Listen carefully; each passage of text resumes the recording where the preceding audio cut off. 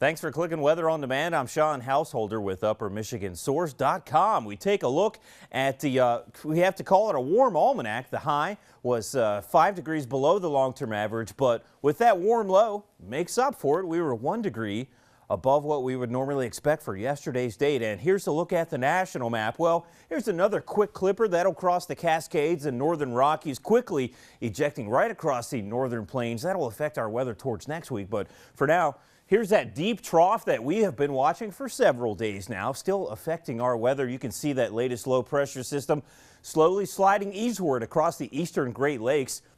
And we've seen northwest wind flow associated with this low pressure system. Lake effect showers persist, but you can see it's warm enough for mainly rain across those eastern counties.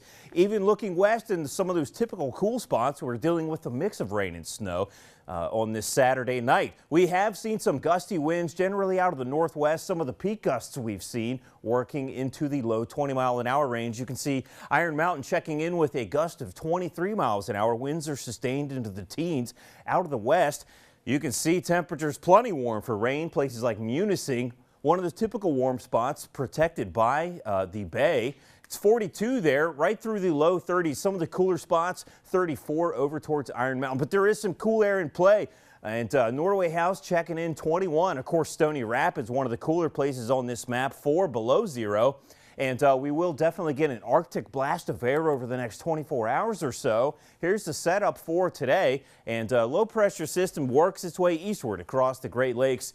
And well, you can see by Sunday, a next front will sweep across the region. Winds will be sharply out of the northwest. Once again, that'll be quite breezy. We'll pick up some light lake effect accumulation out of that. Wouldn't expect more than a couple of inches there. And then by Tuesday, we are watching a sharp cool down associated with strong high pressure, and that'll continue to strengthen over the center of the country. That will bring some light snow accumulation, but the big headline, gusty winds and a sharp cool down with temperatures into the teens. So for the rest of your Saturday night, we expect mainly snow as winds will still be out of the northwest.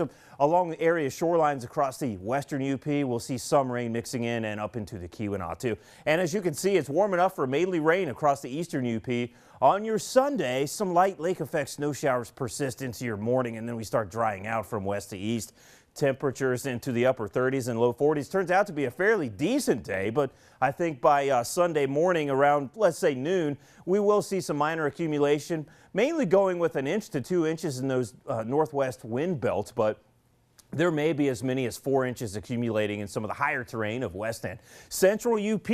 Have a good look at that TV 6-day forecast, and for the first half of next week, on Veterans Day, temperatures struggling to break out of the 20s, and overnight lows will be into the teens, but temperatures moderate towards the second half of next week.